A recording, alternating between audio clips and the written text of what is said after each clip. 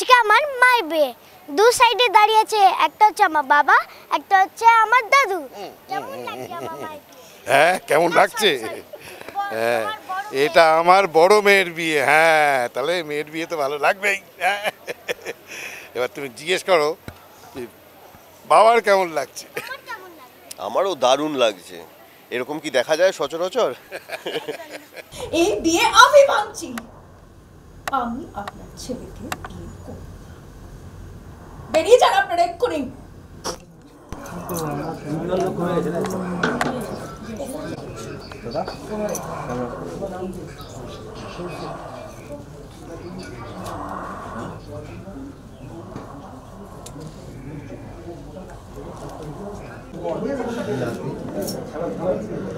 তো জানি তুমি তো আনো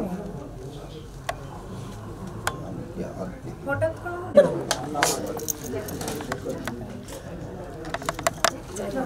হ্যাঁ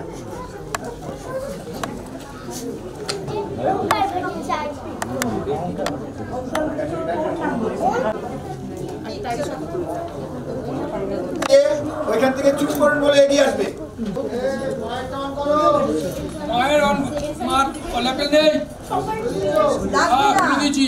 এই বিয়ে আমি ভাঙছি। আমি আপনার ছেলেকে বিয়ে করব। বেরিয়ে যান আপনারা এক্ষুনি।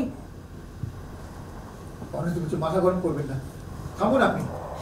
এতক্ষণ ধরে তো থেমেই ছিলাম অনুরুদ্ধ বাবু, আর সেই জন্যই বোধহয় ওনারা ভুলে গেছে যে কোথায় কখন থামতে হয়। দিদি, জাগৃতি তুমি চুপ করো না। যে একজন বাবার সামনে দাঁড়িয়ে তার মেয়ের মৃত্যু কামনা করতে পারে, আমি তাকে নিজের শাশুড়ি মা কোনোদিনও জীবনে ভাবতে পারবো না। দেখেছি বলে বললাম। দেখেছি, আগে দেখা উচিত ছিল। যাদের দেখা হতো তারা দেখেনি। ওখান থেকে কমপ্লিট করে পাঠানো বলতে হবে কার দেখার কথা এটা।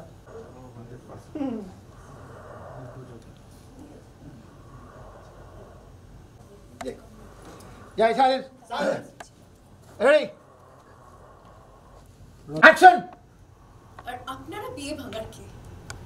এই বিয়ে আমি ভাঙছি। আমি আপনার ছেলেকে বিয়ে করব না। বেরিয়ে যান এখান থেকে, এক্ষুনি বেরিয়ে যান এখান থেকে। অনিরুদ্ধ বলছে মাথা গরম করবেন না, থামুন আপনি। আমি এতক্ষণ ধরে থেমেই ছিলাম অনুরুদ্ধ বাবু, আর সেই জন্যই বোধহয় ওনারা ভুলে গেছেন কোথায় কখন থামতে হয়। প্রতিমা বলছি জাগৃতি তুমি চুপ করো। না মা, যে একজন বাবার সামনে তার মেয়ের মৃত্যু কামনা করতে পারে, আমি তাকে নিজের শাশুড়ি জীবনে কোনোদিনও মানতে পারবো না। আমি আপনার ছেলেকে বিয়ে করতে রাজি নই। বেরিয়ে যান আপনারা। বলছে এত বড় কথা, এত বড়, তোমার মতো চরিত্রহীন মেয়েকে কে নেবে গো? সেটা নিয়ে আপনাদের ভাবতে হবে না। ভাবতে চাইছিও না, চলেই তো যাচ্ছি। চলো।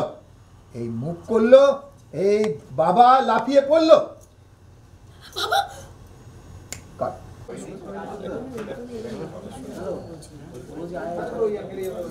মিনিমাল সাজ তার কারণই দ্বিতীয় বসন্ত, আর রেড পরিনি তার কারণ একটা অন্যরকম লুক আমরা ট্রাই করার চেষ্টা করছিলাম। তো আশা করি এটা অডিয়েন্সের ভীষণ ভালো লাগে। মানে খুব সোবার একটা লুক, তোমরা যদি দেখো আর কি, খুব লাইট কালার একটা শাড়ি, একটা গয়না দিয়ে একদম অন্যরকম একটা লুক, নট দ্য টিপিক্যাল লাল বেনারসি টাইপের লুক। তো যাই হোক, একটু অন্যরকম করার চেষ্টা করেছি। দেখা যাক অডিয়েন্স কতটা পছন্দ করে। মানুষ প্রচণ্ড প্রচণ্ড ভালো রেসপন্স করেছে, এবং আমি অডিয়েন্সদের এটাই বলতে চাই যে যেরকম ভালোটাও আপনারা আমাদেরকে বলছেন, খারাপটাও প্লিজ জানাবেন, যাতে আমরা আরও বেশি করে ইমপ্রুভ করতে পারি। আসলে এই গল্পটা তো একটু অন্যরকম, যেরকম প্রতিটা সিরিয়ালে গল্প থাকে যে হিরোইন আনম্যারিড থাকে, এখানে তো সিরিয়ালে প্রথম থেকে হিরোইন ইজ ম্যারিড, এবং সেইখান থেকে দ্বিতীয় বসন্ত এসেছে তার জীবনে, এবং প্রতিটা মানুষের জীবনেই আমার মনে হয় দ্বিতীয় বসন্ত আসা উচিত, বসন্ত আসা উচিত, তার কারণ তাহলেই জীবন রঙিন থাকবে, এভারগ্রিন থাকবে, আর প্রতিটা মানুষই ভালো থাকা উচিত সবার। এবং এইখানে আমরা দেখছি যে আগে থেকেই প্রচুর দায়িত্ব রয়েছে জাগৃতি, মানে আমার ক্যারেক্টারটির নাম হচ্ছে জাগৃতি, তার উপর অনেক দায়িত্ব, অনেক রেসপন্সিবিলিটিস রয়েছে, এবং বিয়ের পর সেটা অন্য বাড়িতে গেলে কি হয় না হয় সবটাই জানতে দেখতে হবে দ্বিতীয় বসন্ত। দর্শক বন্ধুদের বলবো, আগেও যেরকম আমাকে আশীর্বাদ করেছেন আপনারা, এবারও আমার চলার পথে আমার সঙ্গী হয়ে থাকুন আপনারা। আর দেখতে থাকুন দ্বিতীয় বসন্ত প্রত্যেক দিন রাত 8টায় শুধুমাত্র সান বাংলায়। রোল আর অ্যাকশন। এই ছুটে ঢুকেছিস, ব্যাস এই গেছে, বাপায় থাক। এই দেখছিস বলে এখানে আত্মদীপ চিৎকার করে বলছি।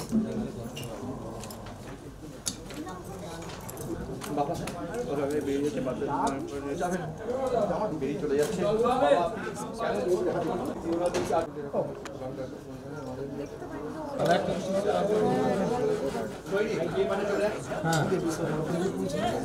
এখন উঠে গেছে।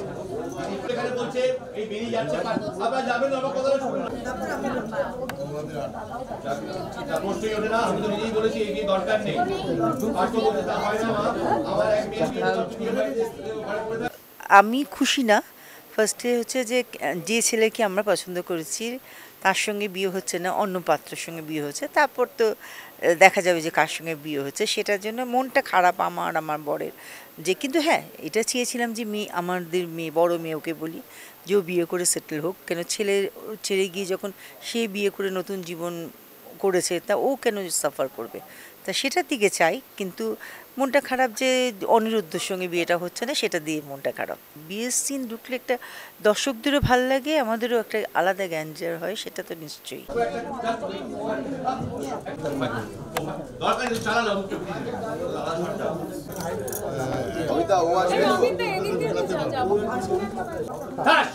এই বাচ্চা দিয়ে পাবো এখানে। চলো, ঠিক আছে, ওকে ওকে, তাহলে এটাই কর। একটা পয়েন্ট দেখ, চলো। সালেস আচ্ছা, এখানে তাপস দা